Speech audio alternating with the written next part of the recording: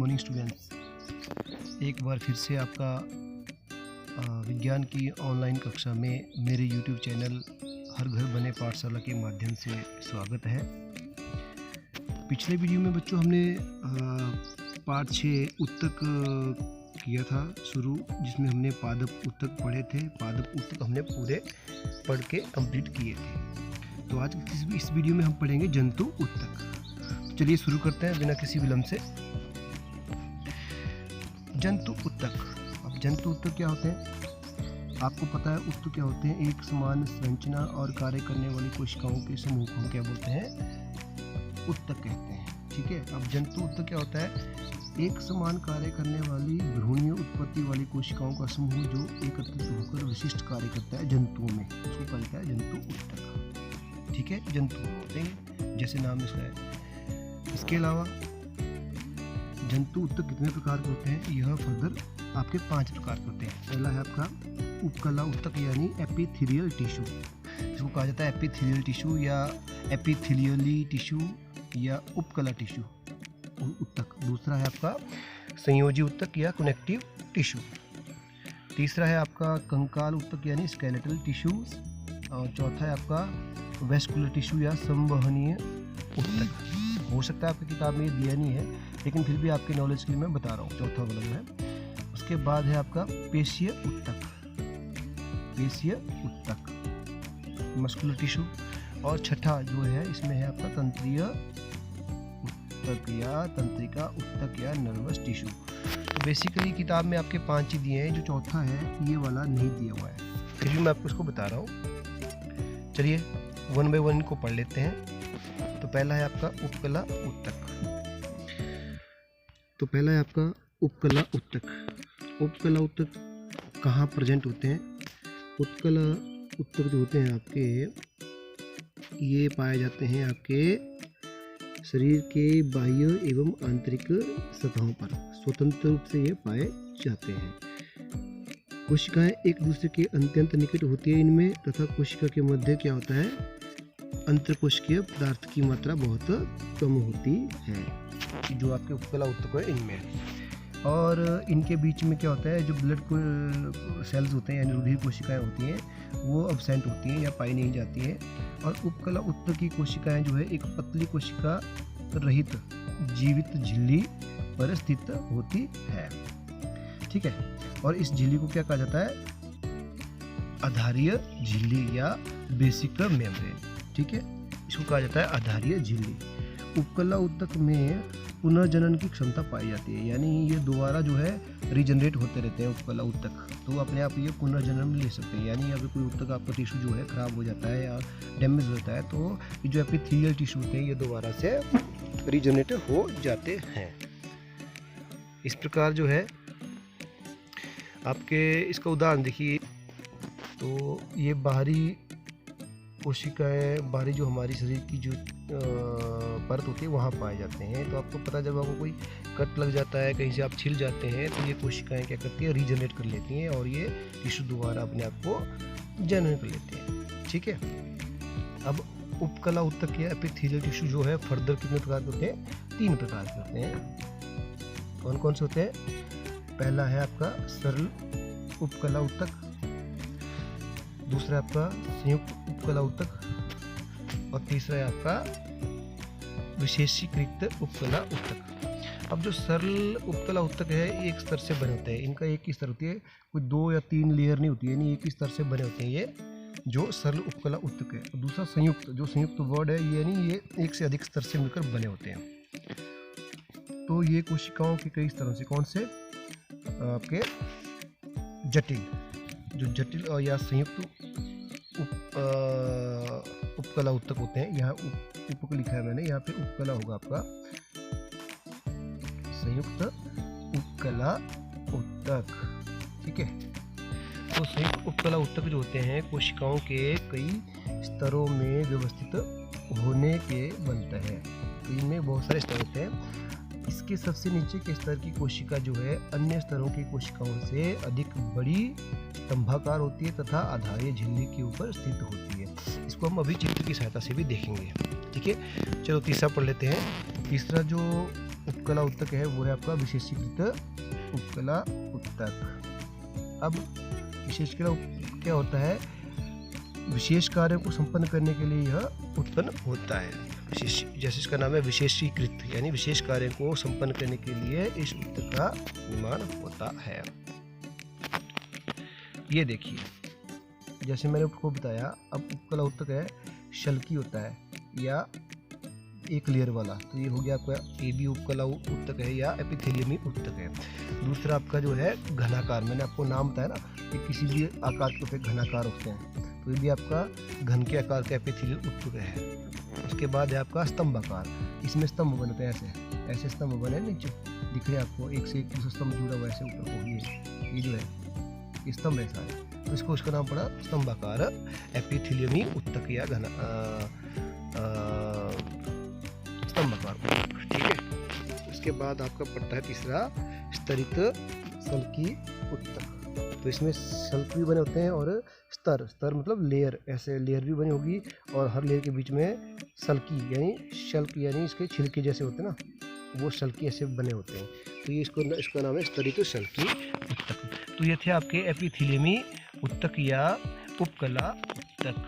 उम्मीद करता हूँ आपको ये समझ आएंगे। दूसरा जो जंतु उत्तक है वो है आपका संयोजी उत्तक, इसको कहा जाता है कनेक्टिव टिश्यू।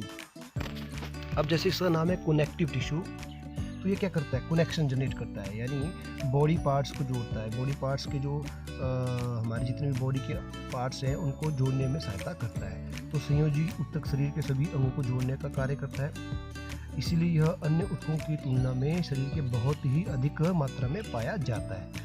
ठीक है, इसका मुख्य कार्य क्या होता है, शरीर को अंगों को जोड़ना, और यह बहुत अधिक मात्रा में पाए जाते हैं। संयोजी उत्तक भी फर्दर कितने प्रकार के होते हैं, 3 घटकों से मिलकर यह बने होते हैं। चलिए देखते हैं कौन कौन से होते हैं। पहला है आधात्री, पहला है आपका आधात्री संयोजी उत्तक। दूसरा, आधात्री कोशिकाओं के बीच जो है खाली स्थान में पाया जाता है। कौन सा, आधात्री कोशिकाएं होती है हमारे शरीर में, उनके बीच जो खाली स्थान होता है उसके बीच में यह पाया जाता है। एवं यह समांगी, अर्ध तरल और पारदर्शी भी होता है। ठीक है। दूसरा हमारा कोशिकाएं जो होती है संयोजी उत्तक की धात्री में मुख्यतः ताराकृति वाली कोशिका होती है। तारा आकृति यानी तारा कैसे होता है आपका, स्टार ऐसे, ठीक है, ऐसे होता है ना स्टार हमारा, ये मतलब ताराकृत आकृति, यानी इसकी आकृति जो होती है तारों की तरह इसकी आकृति होती है। उसके बाद है आपका तंतु। तीसरा जो इसका पार्ट है संयोजी उत्तक का वो है तंतु। तंतु क्या होते हैं आपके, तंतु श्वेत लोचा विहीन कोलेजन तंतु, पीली एवं लोच युक्त इलास्टीन तंतु तथा श्वेत लोच युक्त रेटिकुलर तंतु संयोजी उत्तक की धात्री में कोशिकाओं के अतिरिक्त पाए जाते हैं। तो ये जो नाम है ना, तो धात्री में कोशिकाएं होती है उसके अतिरिक्त ये पाए जाते हैं श्वेत लोचा विहीन कोलेजन तंतु। ये बेसिकली एक प्रकार के तंतु होते हैं जो फ्लेक्सिबिलिटी प्रदान करते हैं बॉडी में और एक पार्ट को दूसरे पार्ट से जोड़ते हैं। तो संयोजी उत्तक भी आपको समझा होंगे। चलिए अब इसको चित्र की सहायता से देख लेते हैं। ये सारे जो है संयोजी उत्तक है। ठीक है, पहला देखते हैं ए जो है, इसमें ए क्या है, ये जो आपका ये है आपका एरियोलर उत्तक, यानी ये एरियोलर संयोजी उत्तक है। ठीक है, अब एरियोलर संयोजी उत्तक इसमें देखिए प्लाज्मा कोशिका है, ठीक है, रेश कोरक है, जालिका फाइबर्स होते हैं, वृहद भक्षकाणु होते हैं, कोलेजन फाइबर्स होते हैं और संश्लेषी कोशिकाएं होती है। तो ये आपके संप्रेषणी कोशिकाएं होती हैं। ये आपके क्या है, एरियोलर संयोजी उत्तक है ए। ठीक है, बी है आपके वसा, यानी जो फैट है हमारा, फैट में होते हैं जो उत्तक, वो ये बी में है। अब चलिए देखते हैं आगे। तो बी में हमारे वसा में एपिडोज उत्तक है, यानी जो वसा में फैट में पाए जाते हैं वो उत्तक हमारे ये हैं। ठीक है, तो इसमें क्या होता है, मोटी मोटी सूक्ष्म बिंदु क्या होती है, रिक्तिका जैसे खाली स्थान होते हैं वो केंद्र के रूप में हम बोलते हैं, और उन खाली स्थानों के बाहर जो है ये धब्बे धब्बे दिख रहे हैं, इसके अंदर जो है केंद्र को भी स्थित होते हैं। तो ये हो गया आपके एपिडो वसा उत्तक। तीसरे प्रकार के उत्तक मैंने आपको, अब देखिए ये है कोशिकाएं, ये कोशिकाएं बताइए इसमें, यानी जो सी है वो है सहत अस्थि उत्तक, यानी सी में सह अस्थि उत्तक है। देखिए सी देख लेते हैं हम, ये है सहस अस्थि ऊतक, जो कि हमारे अस्थियों को जोड़ने में सहायता करते हैं, अस्थियों में पाए जाते हैं। इसके बाद डी क्या है हमारा, डी है हमारा काचाभ स्नायु ऊतक। जो काचाभ स्नायु ऊतक है वो है हमारे डी। ठीक है, तो ये हो गया हमारे काचाभ स्नायु ऊतक। उसके बाद जो आपका जो ई है, ये आपकी रक्त कोशिकाएं हैं, विभिन्न रक्त कोशिकाएं जो पाई जाती हैं। ये देखिए रक्त कोशिकाओं में होते हैं रेड ब्लड कॉर्पसेस, आरबीसीज होते हैं, ठीक है, वाइट ब्लड कॉर्पसेस होते हैं और प्लाज्मा होता है। तो बेसिकली जो हमारे वाइट ब्लड कॉर्पसेस होते हैं वो पाए जाते हैं हमारे संयोजी ऊतक के साथ, वो कार्य करते हैं। तो इसमें क्या जाता है, देखिए ये आपका लिम्फोसाइट्स हो गए, दूसरे आपके मोनोसाइट्स हैं, और ये आपके प्लेटलेट्स हैं, ये आपका बेसोफिल्स है, इनको बोला जाता है सारकर्मजी या बेसोफिल्स, और ये न्यूट्रोफिल्स होते हैं, इओसिनोफिल्स। न्यूट्रोफिल आपके ये होते हैं। तो बेसिकली इनके अंदर क्या होता है, यह इनके अंदर जो है न्यूक्लियस या केंद्र की तरह जो दिख रहे हैं आपको, ये आपके दिख रहे हैं, ये इनके अंदर जो है केंद्र के रूप में होते हैं इस तरह से, ये जो है। ठीक है, तो ये आपके हो गए संयोजी ऊतकों के प्रकार, डायग्राम के साथ, चित्रों के साथ हमने समझे। तो अगला ऊतक है आपका, इसको भी देख लेते हैं हमारा। ये भी संयोजी ऊतक का ही एक चित्र दर्शाया गया यहाँ पे, जो मैंने ऊपर बताया। इसमें श्वेत कोलेजन तंतु होते हैं, ठीक है, मैट्रिक्स होता है, फाइब्रोब्लास्ट होता है, लिम्फोसाइट्स होता है, ये सभी मैंने ऊपर बता दिया आपको। तो ये भी एक संयोजी ऊतक की चित्र है। तीसरे प्रकार के ऊतक होते हैं हमारे कंकाल ऊतक, यानी स्केलेटल टिश्यूज। अब ये क्या होते हैं, जो हमारा ढांचा होता है बॉडी का, कंकाल होता है हड्डियों का ढांचा, उसको आकृति देने में सहायता करते हैं। ठीक है, चलिए इसको पढ़ते हैं। कंकाल ऊतक जंतु के शरीर की आकृति तथा आकार को बनाने में सहायक होते हैं। ठीक है, क्या बनाते हैं, शरीर की आकृति और आकार, जिससे शरीर को एक मजबूत ढांचा प्राप्त होता है, जो अस्थि और उपास्थियों से बनता है, जिसे कंकाल कहते हैं। ये आपको पता है, कंकाल का निर्माण अस्थि और उपास्थि से होता है, यानी बोन एंड कार्टिलेज से। तो ये इस प्रकार होते हैं कंकाल ऊतक। कंकाल ऊतक भी फर्दर दो प्रकार के होते हैं, मैंने जैसे बताया, एक होता है आपका अस्थि जो अस्थि होता है बोन, दूसरा होता है कार्टिलेज यानी उपास्थि। अब बोन में क्या होता है, इसमें ओसी नामक प्रोटीन होता है, मैग्नीशियम, कैल्शियम, अकार्बनिक लवण पाए जाते हैं, और इन लवणों के कारण ही हड्डियां क्या होती हैं हमारी मजबूत होती हैं। तो दूसरा है आपका कार्टिलेज यानी उपास्थि। तो ये जो कार्टिलेज है, इनमें पाया जाता है कॉन्ड्रीन नामक प्रोटीन। किसमें, कार्टिलेज। कार्टिलेज क्या होते हैं, बेसिकली जो हमारे लिगामेंट्स टाइप के होते हैं ना, ये कार्टिलेज कहलाते हैं। तो ये आपके इनमें कॉन्ड्रीन प्रोटीन पाया जाता है। ठीक है बच्चों, चलिए आगे बढ़ते हैं। चौथा जो जंतु ऊतक है वो है संवहनीय ऊतक, ये यानी वास्कुलर टिश्यू। संवहनीय ऊतक, ये वास्कुलर टिश्यू होता है, संवहन करता है। तो ये ऊतक जो है, संयोजी ऊतक जो है, संयोजी ऊतकों से यह भिन्न होता है। वास्कुलर टिश्यू या संवहनी ऊतक, इसमें स्वतंत्र कोशिकाएं पाई जाती है। संवहनी ऊतक की कोशिकाएं भी अधात्री और स्वयं स्रावित नहीं होती, जैसे आपका संयोजी ऊतक की होती थी। ठीक है, और इसमें भी क्या होता है, संवहनी ऊतकों की अधात्री तंतु में ना होकर तरल होता है। अधात्री तंतु नहीं होता इनमें, जैसे आपका संयोजी ऊतकों में होता था, इसमें होता है सिर्फ तरल पदार्थ की तरह होता है। तो ये भी आपको समझ आ गया होगा, वास्कुलर टिश्यू या संवहनी ऊतक। हालांकि ये आपके सिलेबस में कम ही है अभी फिलहाल, जब आप हायर क्लास में जाओगे +1-2 में, तब आप इसके बारे में डिटेल में पढ़ेंगे। चलिए आगे बढ़ते हैं। पांचवा ऊतक हमारा पेशीय ऊतक। अब पेशीय ऊतक क्या होता है, आपको पता है, जैसे नाम है पेशीय, तो ये मांसपेशियां जो होती है हमारे शरीर की, वहाँ पाया जाता है, जीवों के प्रचलन। और ये क्या करता है, जो मांसपेशियां होती है, आपको पता है, हड्डियों को जोड़े रखती है और हमारी गति की बॉडी की मूवमेंट या गति में सहायता करती है। तो जीवों के प्रचलन गति के सफ़ेद या लाल कोशिकाओं से बना होता है, जिसे पेशीय तंतु या पेशीय कोशिका कहा जाता है। इस प्रकार पेशीय ऊतक जो है गतिशीलता प्रदान करता है। ये भी फर्दर 3 प्रकार के होते हैं, आरेखित पेशी, अरेखित पेशी और हृदयक पेशियाँ। यानी एक होती है आपकी आरेखित पेशी, दूसरी होती है आपकी रेखित पेशियाँ, और तीसरा होता है आपका कार्डियक पेशियाँ या हृदयक पेशियाँ। चलिए अब इनको हम चित्र की सहायता से पढ़ते हैं। देखिए पेशीय ऊतक जो है, ये आपके पेशीय ऊतक दिख रहे हैं यहाँ पे। ठीक है, तो पेशीय ऊतक देखिए यहाँ पे ऊपर से देखते हैं हमें, ये हमारा एक अमाशय है। अमाशय का एक हिस्सा ऊपर वाला जैसे मैंने आपको बताया, ये आपकी पेशी है। पेशी के ये वाली काट इसके अंदर दिख रही है, फिर ये वाला हिस्सा यहाँ काटा इन्होंने, और ये तो इसके अंदर जो है लेयर्स है। ठीक है, इस प्रकार ये दिखते हैं। और ये चिकने रेशिए पेशीय रेशे होते हैं। तो पेशी तो इस प्रकार दिखते हैं, और दूसरे पेशी रेशे ऐसे होते हैं जिनमें केंद्र की होता है, ठीक है, और दोनों तरफ से ये बिल्कुल तीखे होते हैं कोनों की तरह, और चिकने पेशी रेशे इस तरह से भी दिखते हैं। ये आपका स्क्लेरेन्केमा, ये भी एक आपका क्या है, चिकनी पेशी का है, जो मैंने आपको यह दिखाई ना, ये यहाँ पे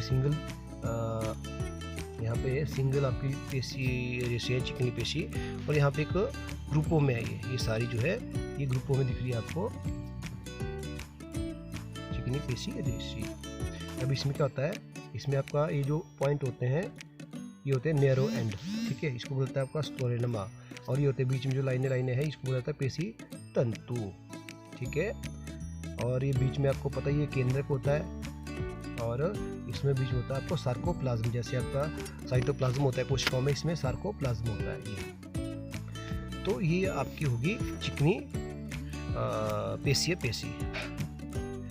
अब ये जो चित्र है ये आपका हृदय पेशी का, देखिए हृदय की पेशी कैसे दिखाई देती है, इस तरह से। इसमें भी केंद्रक होगा आपका, अंतर्विष्टपट होगा, अनुदैर्ध्य रेखा होगी, केंद्रक होगा, और अनुप्रस्थ रेखा होगी। तो ये हो गया आपका कार्डियक पेशी या हृदय पेशी।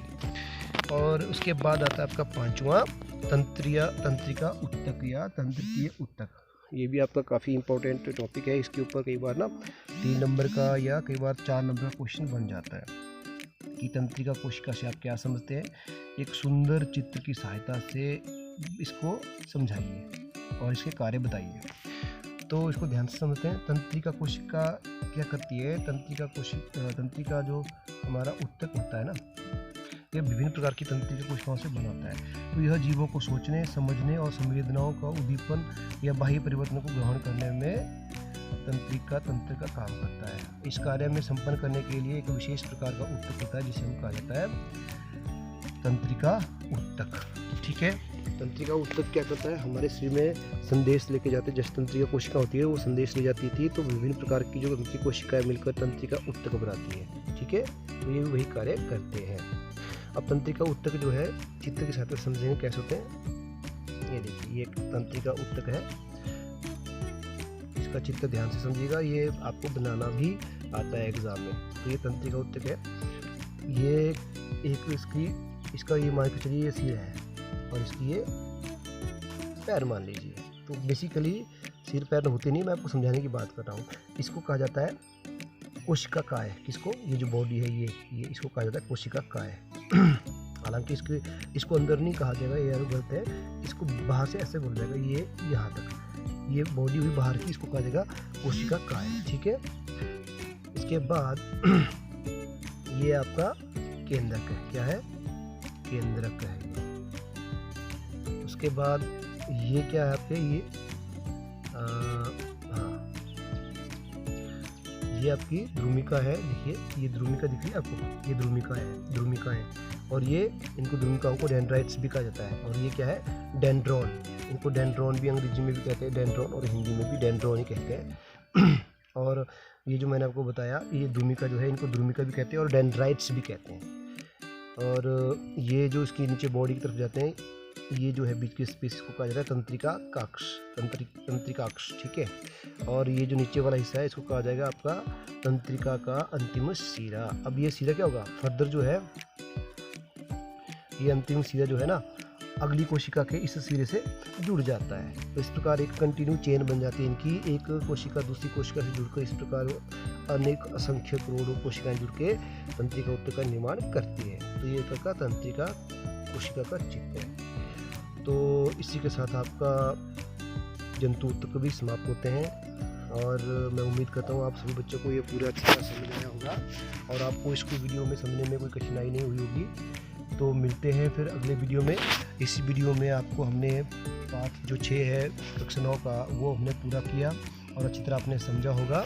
तो अगले वीडियो में हम पाठ 6 के अभ्यास के प्रश्न उत्तर करेंगे। तो ठीक है बच्चों, मिलते हैं अगले वीडियो में।